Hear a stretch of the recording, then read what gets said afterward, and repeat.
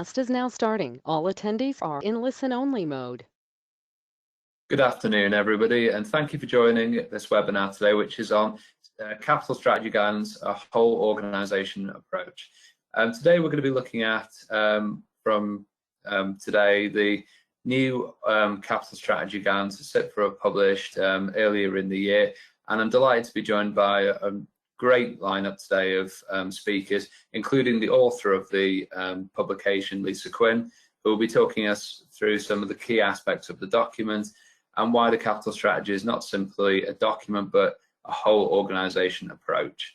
So we're very looking forward to hearing from her. But just to quickly introduce myself, I'm Richard Lloyd-Bithell. I'm the Senior Policy and Technical Manager here at CIPFA, and I'm chairing today's webinar, so I have the pleasure of introducing everyone, but also talking through some of the housekeeping before we get started. For everyone's information, all attendees will be on mute, and if everyone could leave their webcams off, that would be very much appreciated. We will also have time to ask any of our speakers today some questions. You can put those in the questions box or in the chat box, and we'll be able to pick those up, and I'll be putting those to our speakers today. So just to introduce Lisa, Lisa has got a significant in-depth knowledge of local government finance and strategic financial planning. She's had supported local government organisations for 27 years in various roles, whether it be in Section 151 roles or in her role in the private sector with Link, and recently with in her current position. So without further ado, I'll invite Lisa on to start the first presentation, where we'll be later also joined by Eugene Walker, who's Executive Director of Resources at Sheffield, and Nalin, Seneviratne, who's also Director at Sheffield City Council. But we'll, of course, be starting with Lisa first, so I will just share Lisa's presentation, and we can begin.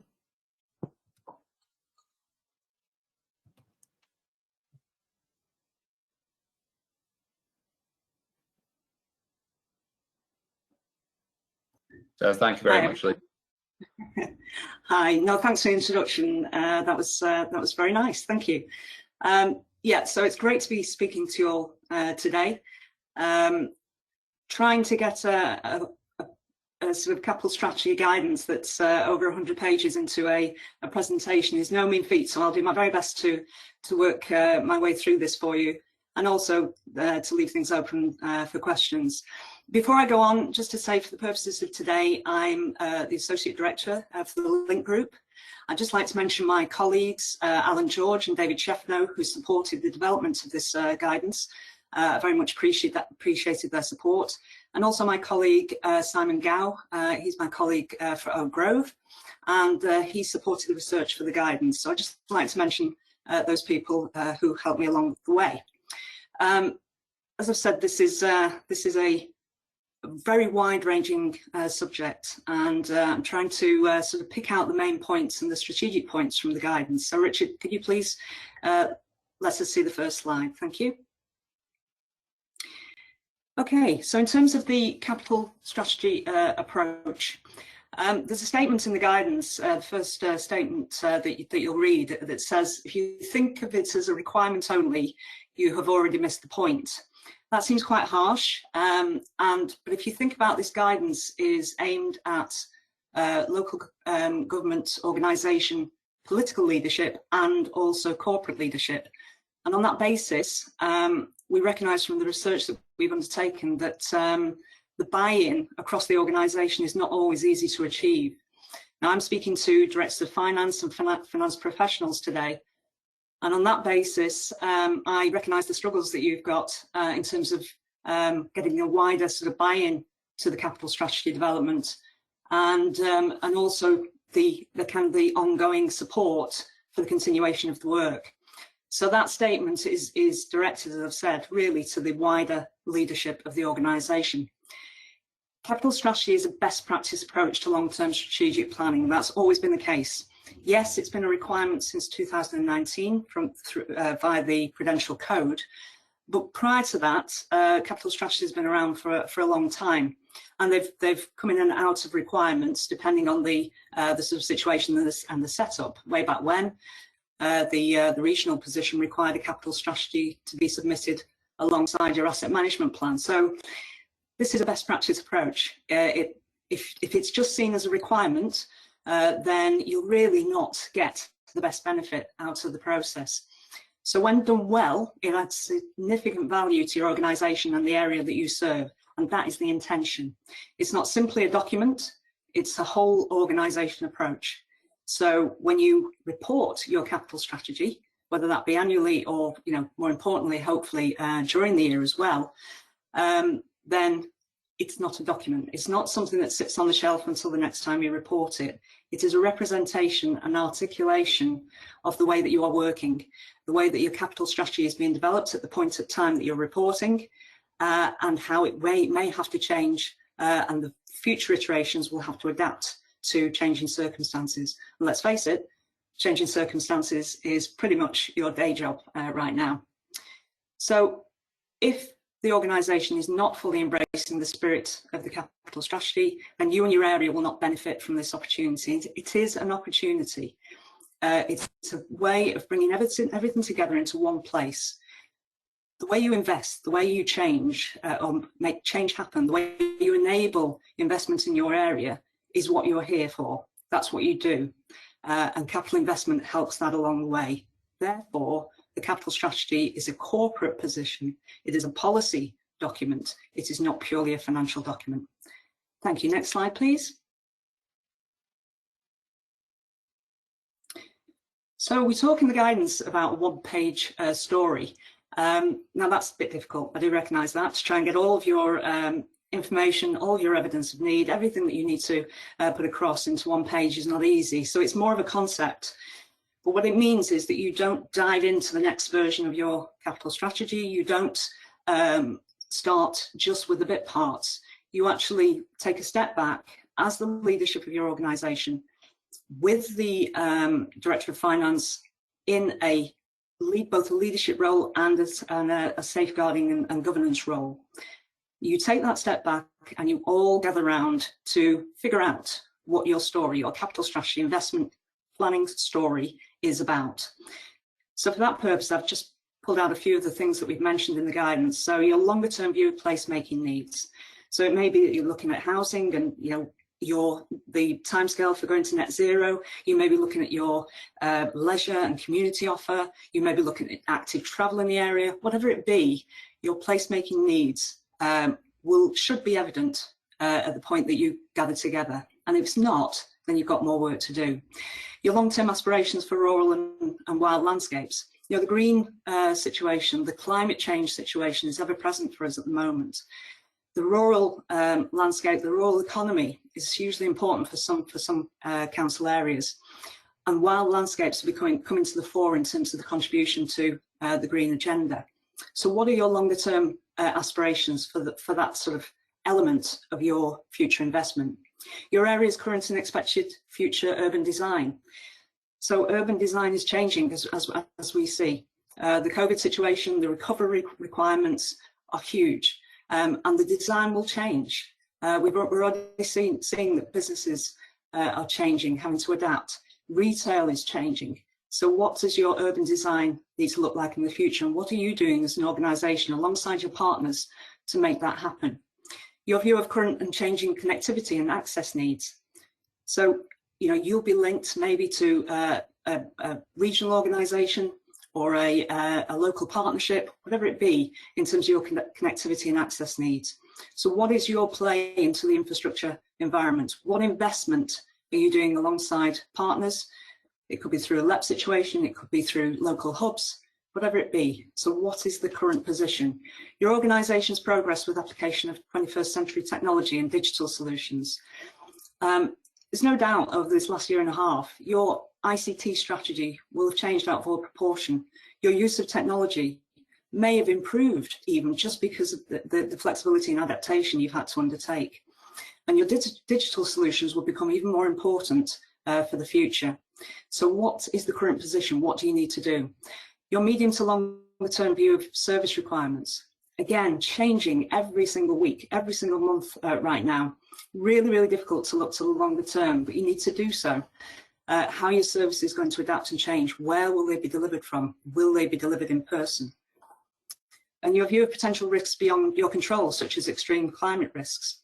So those authorities right now who may be taking on Afghan refugees and helping that situation, may be also looking towards autumn and winter and thinking, are we going to have a flood risk? Have we got any problems to address and resolve? All of that is your current view of your investment requirements and the future longer term view of where you need to be. Difficult to get on a one page, I recognise, but nevertheless, if you do that thinking first before you dive into the capital strategy development, then it gives you a much clearer strategic view of what you need to do. Thank you, Richard.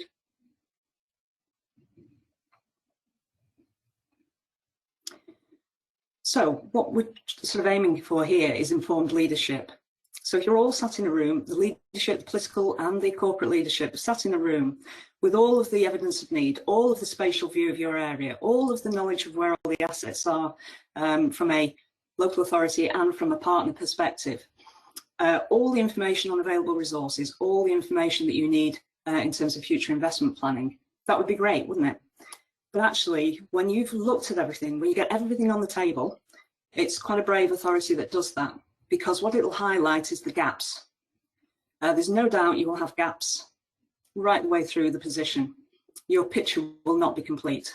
So there'll be a strategic gap, and that may be external and internal strategies and plans that are behind the times. And let's face it, you won't have time to do the usual refresh with some of your plans and strategies over this last year and a half.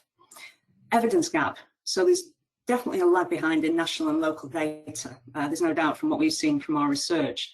But what can you do to improve that situation? What actions do you need to put in place to make sure the investment that you're planning is on a strong foundation of local need? And resource gap, available revenue resources. I don't need to tell this audience the difficulties and the potential worsening position as far as that's concerned. But that impacts on your ability to borrow if you're in a borrowing position. It impacts on your ability to continue to support services and new assets. Funding gap, funding availability, including external and partnership opportunities. So there's no doubt you will have a capital financing gap. You will have sources of capital funding, there's no doubt, but it won't meet all those needs. Affordability gap, this is revenue constraints on capital financing in particular.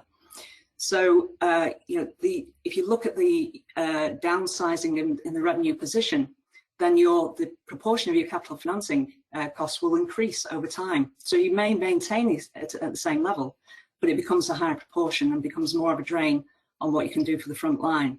Risk mitigation gap, regional and local control over actions to improve ability to invest. So there's only so much that you can do to mitigate that risk. So what do you do with the remaining risk? How do you tackle that? How do you approach it? How does your investment help that? And capacity gap, no doubt. You've got capacity to deliver issues, whether that be people, programme or procurement. So a very difficult situation, and we recognise, therefore, that a best practice capital strategy is far from easy. Thank you, Richard. So in terms of the capital investment ambition, this diagram just illustrates trying to sort of say how that capital investment ambition can be derived. So there's no doubt you've got a corporate plan or your equivalent of the corporate plan. You've got your delivery strategies and plans. And actually the corporate plan is only likely to be a 3 to 5 year position. So what's informing your longer term view? So it could be your local plan, it could be your housing revenue account business plan over 30 years. It could be the plans that come under the local plan, master plans. It could be regional deals that are 15 to 20 years. So what is it that's informing that longer term view? Looking at the priorities in your corporate plan or equivalent. And then your asset management strategy. And I'm sorry to say that probably the weakest area we've found in looking at capital strategies is the link through to the asset management strategy. So this is the foundation, this is your asset base, this is your base requirement when it comes to investment. We know there are backlogs there, we know there are difficulties in getting the current condition in place. We know there are difficulties in making those links. But that very much informs your current asset base and your potential future asset base. So that link and that articulation in the capital strategy is hugely important. Those three elements lead to your capital investment ambition. Now we're calling it ambition. Now some of you may say that's just a requirement. There's no ambition there. We can't be ambitious because we can't afford. But what we're saying here is that it should be based on evidence of need as expressed in your corporate plan and external partner and internal influences where you can. So we recognise that some of you will recognise the constraints that you have and will work to that. You will create a capital programme or develop a capital programme that fits within your constraints. And there's no doubt that will result in a deliverable capital investment plan. However, we urge the leadership, the wider leadership of organisations to consider limitations affordability places on your organisation. And that this is in terms of clarity of need for investment, a strong foundation for lobbying. And when we say lobbying here, we're talking about having really strong evidence of need and requirement to say you haven't got sufficient resources to do what you need to do. And it may be you're alongside 100 other local authorities that are in exactly the same position. So how do you articulate that to the people who can actually make a difference to your funding position? Government, regional, LEP, hub, whatever it be. And your ability to explore new opportunities is somewhat limited when you are dealing with constrained available resources only. So consider how to approach capital investment ambition and how to put it across to your wider range of stakeholders. And hopefully this thoughtful approach provides the best opportunity to think creatively and longer term. But there is no sort of criticism of any authority that works within available resources, because it may be that's all you've got time to do. Thanks, Richard.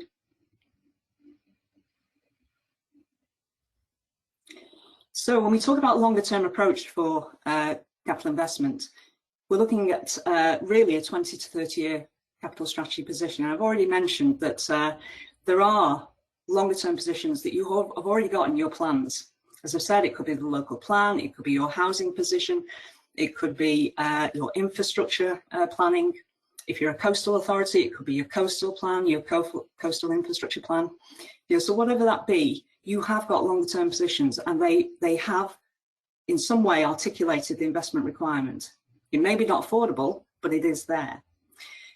If you stretch out to 20 to 30 years, and that's in story terms, we're talking about a capital strategy story here, not figures, not the financial position. There's no way you can stretch out that far. But it gives you a better opportunity to try to stretch your capital investment plan to 10 years. Now, again, we recognise that that's really challenging, but really you should be aiming to get above your 3 to 5 year position. Really, we're saying that 6 years plus is a better position, because what it does, it strengthens your 5 year capital programme. And hopefully, I know some of you may have a 3 year position, but a 3 to 5 year capital programme, which is better profiled, better thought through and better risk assessed. And it's a more deliverable position. So that is the aim. So think about capital planning in a structured way. So you need a longer term capital strategy to take a longer term approach. Capital investment there's no doubt will be more detailed in the early years and more speculative in the later years, but it's well worth having that position because you can adapt and you can think ahead and you can cover risks much more easily. If capital investment plan considers the outputs and outcomes of investment, so what are you really trying to achieve here, and do your stakeholders know about it, you will have improved annual delivery because you are accountable for what you don't deliver, and you will be pleased about what you do deliver.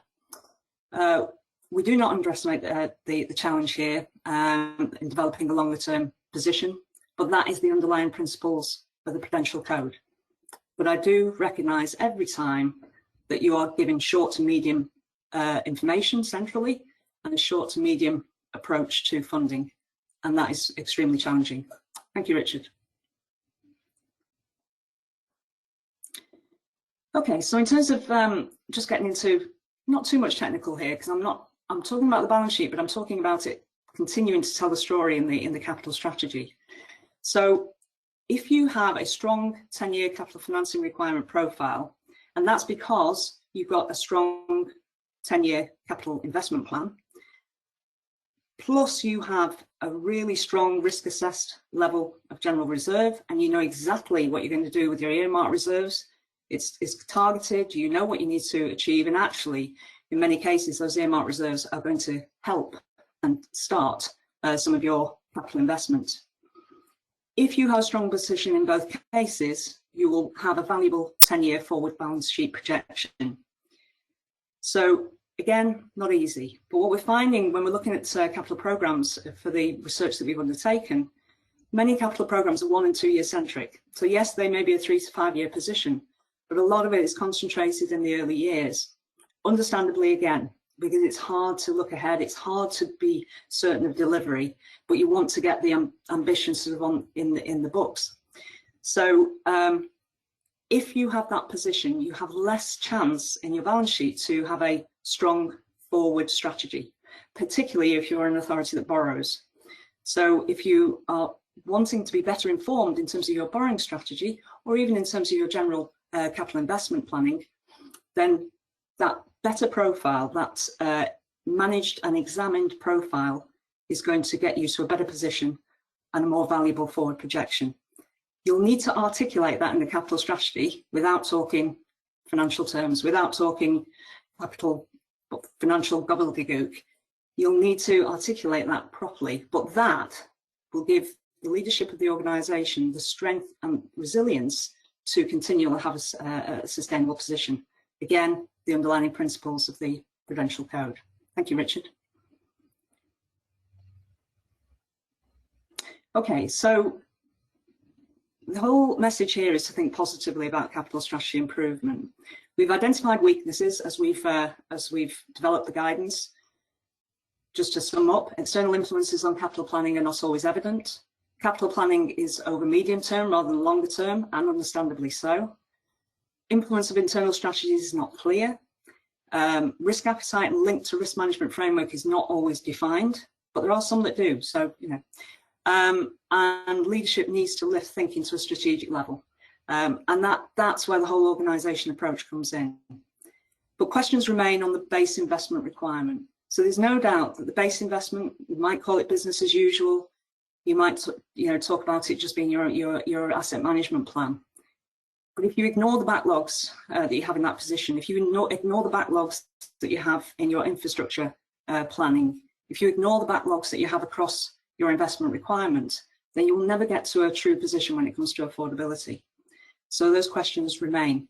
But what we say is there's no need to apologise for the position that you're in. At the point that you report the capital strategy, it's to be on the front foot. You recognise what you haven't got, you recognise what needs to improve, and you have an action plan to actually put that or to address that.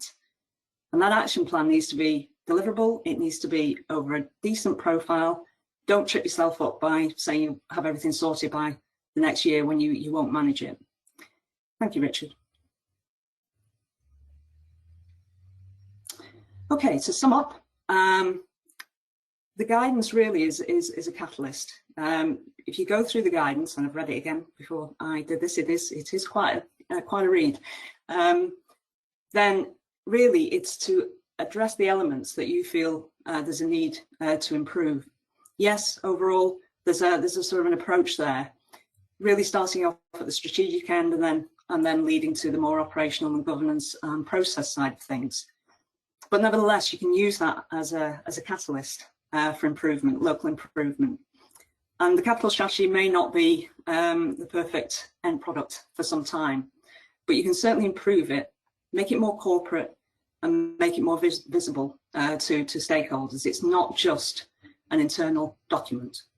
So we recognise that your picture is incomplete for your one-page story. It's a concept. A tailored, long-term and fully informed capital strategy will set you on a path to address your gaps, there's no doubt. So the better you get at this and the more time and effort that you put into this, those gaps will improve. And your capital strategy from here on will need continual improvement and planned action. And tomorrow will bring something else. Next week, next month, could bring you a whole range of new challenges that you never even thought of. So the challenge to the leadership of your organisation is to be ambitious, creative, inquisitive, sensitive, risk-aware, while we recognise the challenges and difficult choices as you continue to develop your capital strategy for 2021 and beyond. So thank you for listening, and very happy to take any questions. Thank you very much, Lisa. You set yourself a challenge of summarising that 100-page guidance, and you did a brilliant job of doing that. So thank you very much for a really informative and really succinct presentation that told us a lot. I think there's some really interesting points in that, particularly around the challenges that are ongoing and the way the guidance is pitched around the gaps and looking at the post-COVID world, the way services are going to be delivered, the way various scenarios are going to be, the movements on to a more e-government sort of area, what will office space, what will asset management look like, those links between that and the capital strategy, hugely important. If anyone has got any questions, please put them in the chat box. I can't see any at the moment, apart from a couple of questions just on whether slides will be shared after the presentation. They will be, and also this webinar will be recorded, and we can put that on, we can send that to everyone, and and everyone will be able to view it on the website. But we've got one question coming in from John Ridgeton. How can the balance between ambition and managing expectations be managed? If we are too ambitious, we face potential criticism for not delivering. Yeah, absolutely. I think there's some recognition in the guidance on this front. I think, as a leadership of your organisation, you've got to decide how far you can go with that picture. As I've said, to get everything on the table is brave, and not every authority is in a position to do so. So if you get everything out and you fully articulate your ambition gap, then yes, you have to have an answer for what you're going to do about it. And really, realistically, you're going to have to say that within available resources, even if you partner or collaborate or whatever, that you will not achieve that ambition. But you can say what you're going to do about it. So you can put actions in place, and it could be, again, lifting things up to a strategic level. So you may say, well, actually, we're going to get together with our regional partners. We're going to lobby central government, because this is unsustainable. This cannot continue to be an issue for the area. Otherwise, it's the consequence. I think if you can articulate the consequence of lack of investment, so you can certainly say what would happen if you do invest, but you also need to say what you would do if you don't invest and the consequence of that. But I recognise for some organisations, you're only going to go part of the way. Your ambition may be measured and contained and within what the overall requirement is. I think you're just going to make that decision about how far you can go. You have got a risk of reputational damage. You have got a risk that you're accountable for not addressing that gap. But our feel is that you should attempt to get to that position. I think if you remain and stay constrained within available resources, then there's a lack of articulation, there's a lack of knowledge, certainly from the public and from your wider stakeholders, that is an issue for you, that there's a requirement unmet for your area. But I don't underestimate the challenge. Thank you very much, Lisa. I think that was a very important point you said about lobbying in particular. That point is, we're looking at more of the MHCLG capital review, and more information is going to MHCLG in terms of compliance with either PWLB or the framework in general. I think this is a particular opportunity for that lobbying around the wider funding issues, like you say. We have another question from Ravi Lakhani, which is, are there any examples of best practice, which is a useful question for this particular publication? Well, maybe our practitioners from Sheffield may wish to put themselves forward for that purpose. I hate to be critical, and let's face it, the research that we did for 2020, for 2021 guidance was based on 2020 capital strategies, and they've already moved on. I would say that there was no one that stood out as absolute best practice, but then, we're talking hundreds of authorities and organisations here, so there's no way we could see it across the board. So we would hope that anybody that feels they're in, best practice position would let people know and share the knowledge about how they've managed to get there. So I would say they're good practice examples, and certainly we've quoted some of those in the guidance, and some authorities are getting closer to best practice approach. But no, I can honestly say from the 2020 research, there was no one that stood out as absolute best practice, but understandably so. We didn't expect it to be there. Thank you very much. I'll just take these last two questions. This first one from Angela Curry. She's saying that they struggle to get an asset management plan from property and estates colleagues, and they've had a 5-year plan 2 years ago, and then since then it's never been refreshed. How do we emphasise the importance of the asset management plan internally? Yeah, I think again, it depends whether you need to do a bottom-up or a top-down approach. If you're struggling, then I think it's trying to work sort of across your middle management position to emphasise the struggle and the need for the asset management plan. So you need to gather colleagues around the position to say what's causing them difficulties. Why, you know, from a service planning point of view, for instance, without that, you know, strong and up-to-date and refreshed asset management plan, they're not able to move things forward. It could be your school's position, it could be, you know, some of your more general assets. So you could work that way. But really, you want a top-down approach, because the leadership of the organisation has got to wake up to this. They've got to care about the fact that the asset management plan isn't up to scratch. And you know, we're seeing this in a lot of organisations. It's just the disconnect has just happened, and it's hard to, you know, it's hard to keep it going. It's hard to put the resources where they need to be. So really, again, it comes back to trying to identify and articulate the consequence of that not being in place, doing it in a managed way, and trying to influence where you can. If you can't influence the top, then influence colleagues and sort of gather and do it constructively. If you can influence the top, then say, this has got to be directed, this has got to be made happen, it's got to be happening swiftly, and the positive consequences would be this, because you'll get a strong base for your capital strategy. But you know, it's not easy. Thank you very much, Lisa. And just a final question from Jennifer Bevan. How do you communicate to non-finance service managers that if there isn't revenue resource to support a capital project, it might be more prudent not to bid for funding, as they see it turning down free money? Yeah, I think yes. Yeah, I think working with a number of clients really, where you know, there's this. Well, for one thing, thinking that the capital spend is free. Yeah, there's no consequence. That's yeah. And then thinking that the sort of financial position is a blocker to investment. So not an easy position to be in. But again, it's saying strongly why that investment, you know, is not affordable. Now, if you're working as an organisation, look at the whole position to say that you are constrained revenue-wise, and therefore you cannot go beyond your current means or the current capital programme, then fine. But you've got to try and articulate that in a way that says you are not trying to prevent this, you need help to actually improve the situation. And that help comes from strategic discussions.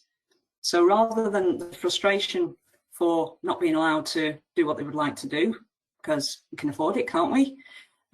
It's turning that around to say that you have got to have strategic conversations with partners, with collaborators, with the private sector, whatever it be, to get to a stronger position to articulate the need and the business case for that investment, and then we can drive for plugging the gap. But it's not easy. But somehow you just got to, I think, for finance professionals, you've got to get out of explaining things from a financial point of view, try and articulate it from a consequence point of view. If you go ahead in an unaffordable position, then you will have to cut services elsewhere. Is that what you want? No, you don't.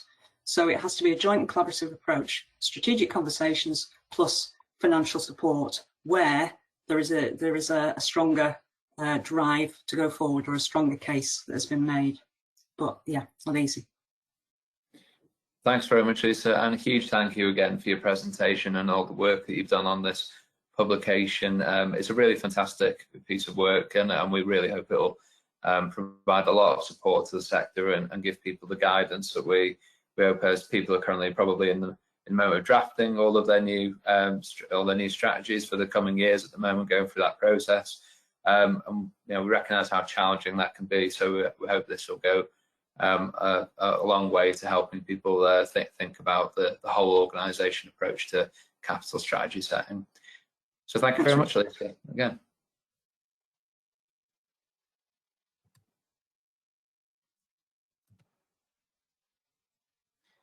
Okay, so now we'll move on to the second half of our presentation. I'd just like to invite Nalin and Eugene from Sheffield City Council to join us now.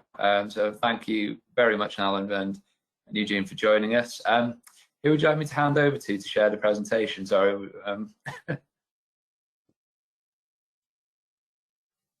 Still, Oh, no. Hi, Richard.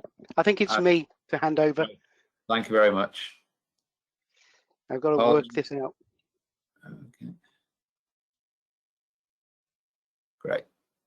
Fantastic. We can see you. Yep, there we go. Right, just put it into full slide mode. There we go. Can you see that, Richard? That's great. Fantastic. I'll hand straight over to you rather than introduce you, but thank you very much again. Great. Thanks a lot, Richard. So, good afternoon, everybody. I'm Nalin Seneviratne, Director of City Centre Development at Sheffield City Council, and Eugene's going to follow me in a couple of minutes. I'll let Eugene introduce himself. I just caught most of Lisa's presentation, and as a non-financial person here this afternoon, I was really fascinated by it. I thought what she was saying in the presentation and her responses to questions actually played well into what we want to talk to you about this afternoon. And this is all about our Heart of the City scheme in Sheffield. We're going to give you a very quick development overview, and Eugene will talk about the financial aspects in particular. But in terms of ambition that Lisa was talking about, and having a capital strategy, this is a really ambitious project, a major development project in the heart of Sheffield City Centre, creating 1.5 million square feet of newly and individually designed and repurposed buildings as well, all about enlivening the economy in Sheffield City Centre, providing new jobs, looking at how we connect workspace with startups, and look at bringing in a mix of residential and a whole range of mix of users into the city centre, given the changes in retail that actually we started to track probably 4 or 5 years ago now, and decided to change this scheme from what was a major retail scheme into a truly mixed-use scheme, with socialisation at its heart, along with workspace and residential space. We do believe, talking about best practice earlier, we do believe that this could well be an exemplar of how local authorities can lead. And although this is a specific project example, this example could actually apply to the whole of a location, to the whole of a local authority area, in developing a capital strategy for 20, 30, 40 years. And it really does pick up on the issues that cities and places are facing. It takes that long-term view. It actually looks at the role of the private sector and the public sector in regenerating places, and how that regeneration now needs to be rebalanced. And just picking up something that Lisa was talking about in talking to other institutions in your locality, there's another regeneration piece that we'll be looking at shortly in Sheffield around Castlegate, and early discussions with some of our other major institutions has shown that there is a need for space, there's a need for change. And I'm looking forward to being able to put together not just a whole organisation strategy, but actually a multi-agency strategy and long-term investment plan for that. So I think what we're talking about this afternoon, although again, as I say, this is a particular development in a city centre, 7-hectare site, it's a major development, but the principles can be rolled out in terms of the guidance and that whole organisation approach to investment. And while we're doing this, we're doing this for taking the economy forward. The scheme helps us drive an additional £3.7 billion worth of economic activity measured through to 2030. We're looking at 7,000 brand new jobs. That 1.5 million square feet of regeneration and development in the city centre. And importantly, because we're investing, we're also demanding better quality jobs from the tenants that we're bringing into the scheme. So an example of this, and you'll see a picture later on, is how we've managed to convince Radisson, who will be delivering a new hotel in the project, probably the first international hotel operator that has signed up to the Real Living Wage Foundation minimum wage payments for the lowest paid in their organisation. So a real first for an international hotel in the UK, and it's a sort of thing that you can start to leverage where you take control of that long-term investment plan. As I say, we're now looking at a completely mixed-use form of development. What started as a retail scheme has now moved into all of these other facets. And another key important point here is how we've developed this on a block by block or phase by phase basis. It started with Grosvenor House, which is at the bottom of the screen there, which was a pre-let to HSBC, the bank, and that enabled us to think through how the delivery of that first phase could be applied in principle to the rest of the project, whereby we have a lot more financial control, which I'll leave Eugene to talk about in a moment. But taking that phased approach there, you can see the HSBC building already complete and poking its sort of face through the current development activity.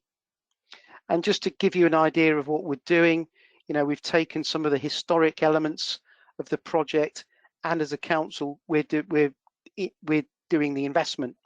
And another key thing to mention here is how we are actually doing the heavy lifting here. We're doing the heavy lifting in development terms that the private sector actually couldn't manage to do. And in terms of viability, one might turn around and say, well, you know, it wasn't viable for the private sector, so why do it? Well, why do it? It's the goals and it's those objectives that I talked about a few moments ago, the economy growth, the jobs, etc. That means if you take that long-term view and a sort of 40-year time horizon, we can actually deliver and we can create those jobs and deliver where the private sector wasn't able to do so. Things like our first net zero carbon ready office in the city, which we are the developer for, building just behind the HSBC building, and there's already a lot of interest for that space, despite the sort of hybrid means of working that people are looking at going forwards. I mentioned Radisson a moment ago in terms of Real Living Wage, and it just gives you an example of, again, you know, a new hotel being built behind a Victorian facade, heavy lifting issues that cause developers problems on their appraisals, but something that we've, you know, coming back to that ambition, we wanted to be ambitious for Sheffield City Centre, and therefore it meant us taking that long-term view. Just giving you an idea of what's available and what we're developing out there. So without further ado, I'll hand over to Eugene to talk through some of the key financial aspects. Eugene. Thanks, Nalin. If you could just leave it on the last slide for a moment, Nalin, while I just you go back. Hi everyone, good afternoon. My name is Eugene Walker. I'm Director of Resources at Sheffield City Council. As part of that, I am Section 151 officer, so obviously key role in terms of the affordability of this project. If I just come back to some of what Nalin was saying there and linking back to Lisa's presentation as we were listening, I think I'm not going to sit here and pretend that we've got a capital strategy that is absolute best practice, Lisa, as a whole. But as Nalin said, I think there are elements of what we've done here that demonstrate some of that we'd certainly like to build on internally and could be widely used. So the first thing to say is speaking to some of the principles of strategy. This has really been a kind of collaborative effort across the council. It's a corporate project. So I've worked for a number of years now with Nalin and his regeneration colleagues, really good buy-in from our asset management colleagues, and the project has been governed for some years, both in conception and delivery, by a cross-cutting board that has all those people on: the chief executive, the monitoring officer, director of finance, and through to elected members as well. So we have achieved that kind of corporate approach around this that's wanted in the capital strategy. I think the other thing to say, bearing in mind, is what sort of the capital strategy is trying to do. You know, we have, and I'll go on to talk about it a little bit, made good use of a lot of the flexibilities as local authorities we have in terms of prudential borrowing regime, etc. And what, as Nalin's shown there, what we've done with this scheme is to take something that is both new and ambitious, that tried to adapt to the changing nature of what a city centre needs to be, and invest strongly on that, but make sure that that investment was very much based on really strong financial management, particularly given the scale and significance of the scheme, and actually paid a lot of attention to the risk management and risk mitigation of that within an overall corporate revenue budget and capital approach. So I think that does speak to some of the principles of the strategy.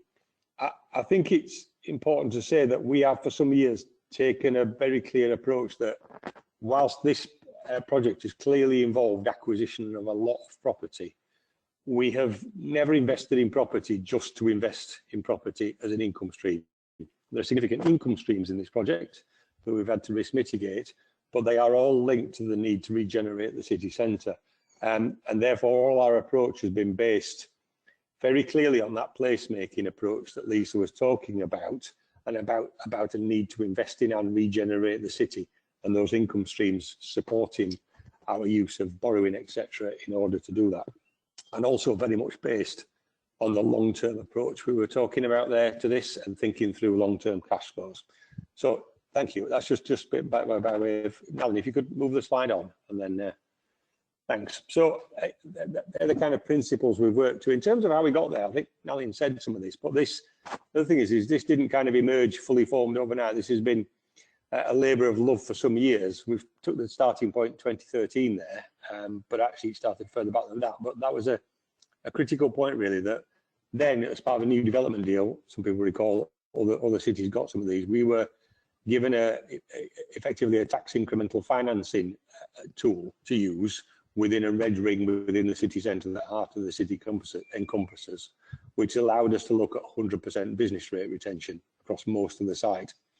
And that really allowed us to start thinking about how we could use that income stream to deliver change and borrowing and capital investment on the back of that. 2014, having had that confidence, we took quite a significant decision to step in and acquire ownership of the site. We had, since the early 2000s, that's why I was saying it's a labour of love over a long time, been working with a developer to try and deliver change in the city. And effectively, we ended up in a market failure position where the developer and a well-known department store that we had in the city, we kept going round in circles, to be honest with them. So we decided at that point we needed to use the tools we got to step in confidently and take ownership of that site. One of the issues in the city is we're effectively in an element of competition with the Meadowhall, a large out of town shopping centre on the edge of Sheffield, which had historically, back to the 1990s, a significant impact on the city centre. This is about building back and recovering from that and building something different, as Nalin's shown, in the city centre.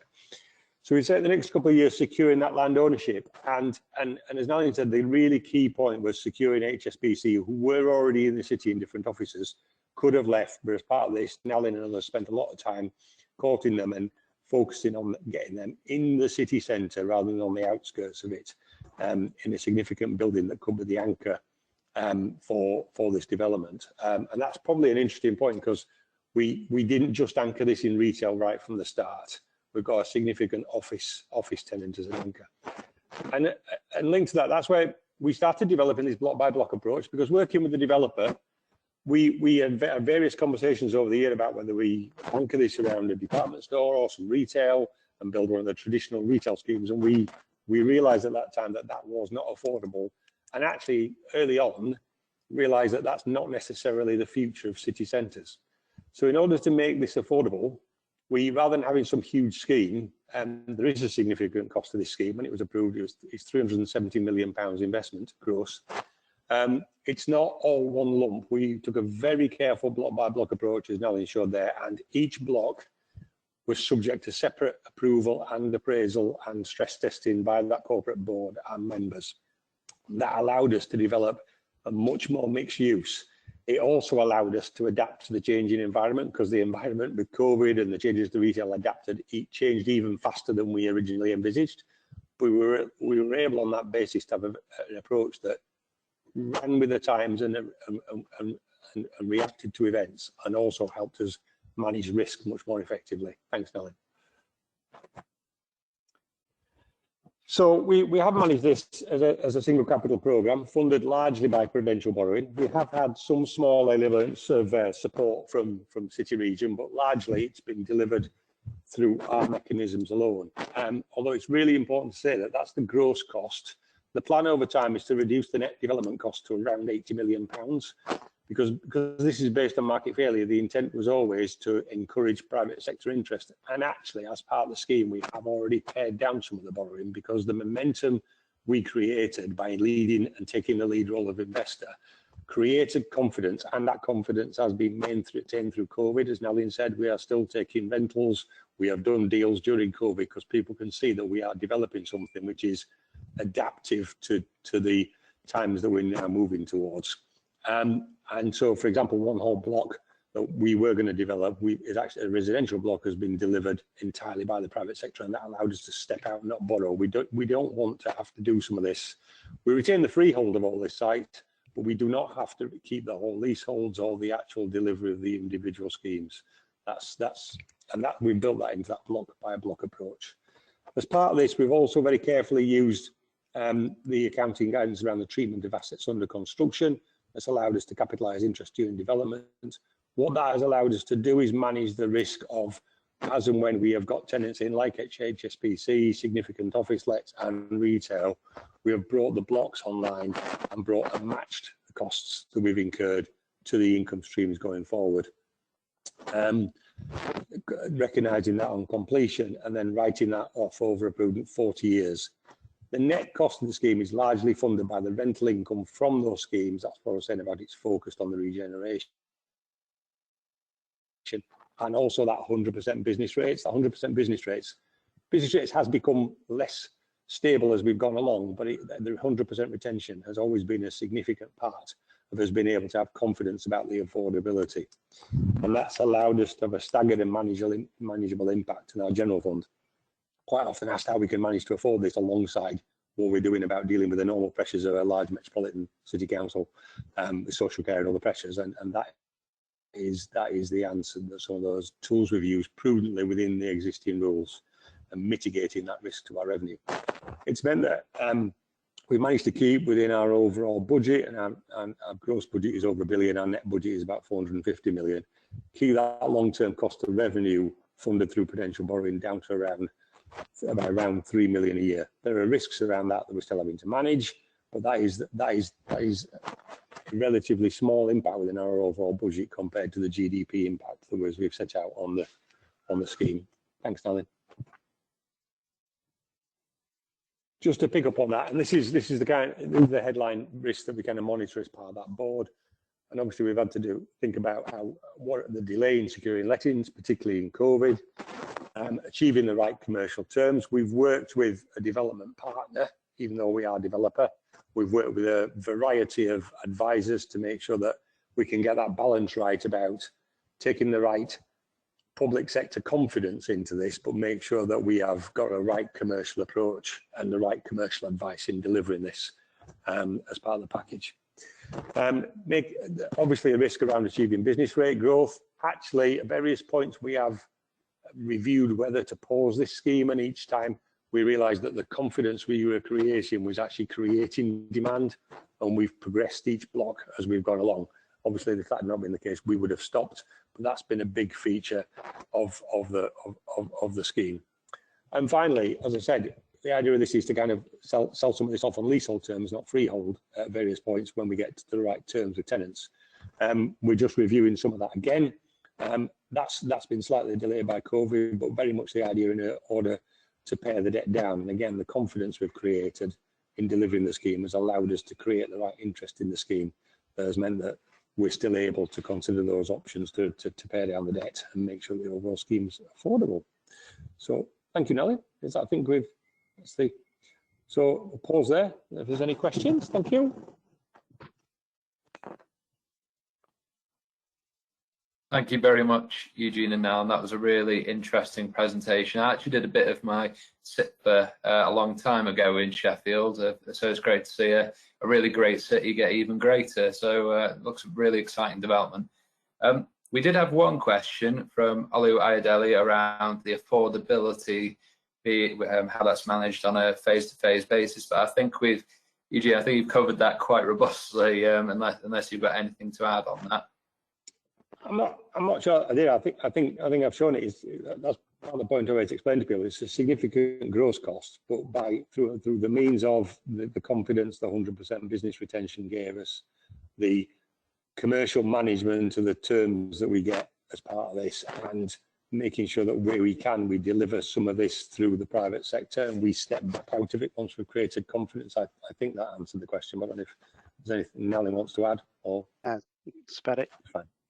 Great, thank you very much. We've got another question from John Richardson, which is the 100% business rates retention due to the TIF arrangement guaranteed over the lifetime of the scheme, irrespective of any business rates reset or changes to retention moving forward?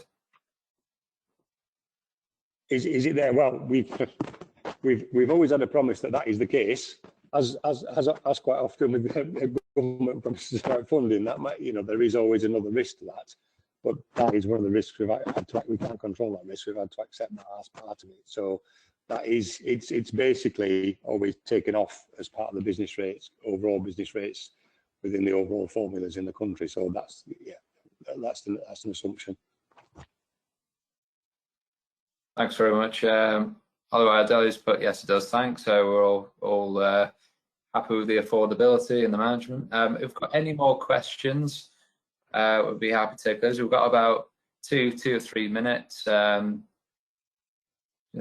give everyone a minute, but otherwise I'll thank Nalin and Eugene for a fantastic presentation. Oh, we've had a couple more come through from Sharon Lynch. Some projects elsewhere have failed due to not appropriately experienced representatives on the board. Is there someone from a commercial background on the board? Yeah, shall I pick that one up? Yeah, I think in terms of commercial, we've got our commercial director, commercial and finance director on the board, but beyond that, we actually bring in our consultants onto that board as well. So we have an internationally renowned real estate consultant that is actually completely in tune with all the capital markets, and so can bring that sort of international and national perspective on market demand and take up, etc., etc. So we bring that. We didn't, that's the sort of thing we didn't have in house, but that's what we've therefore decided we needed, and we bring that in and have that person sat on the board. I think just to add, I think we have deliberately recruited people with a commercial background, but as Nalin said, we're not naive about assuming that we've got the full array of skills. So we've always made sure we've embedded that in the project as well. I think the question's a good one. I'm very careful to. That's one of the risks. I think also, yeah, also our development, we call them strategic development partner, Queensbury. They are a developer in their own right, but they're working with us in a consultancy basis, acting as development manager.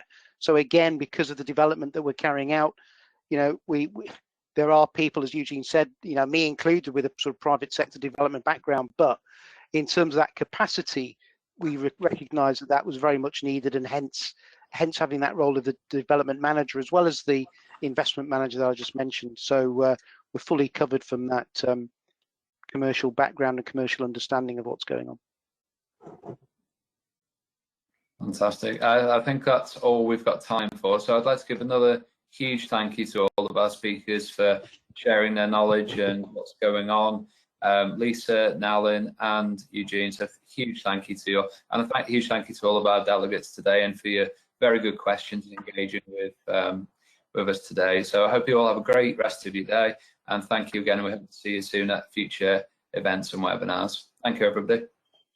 Thank you.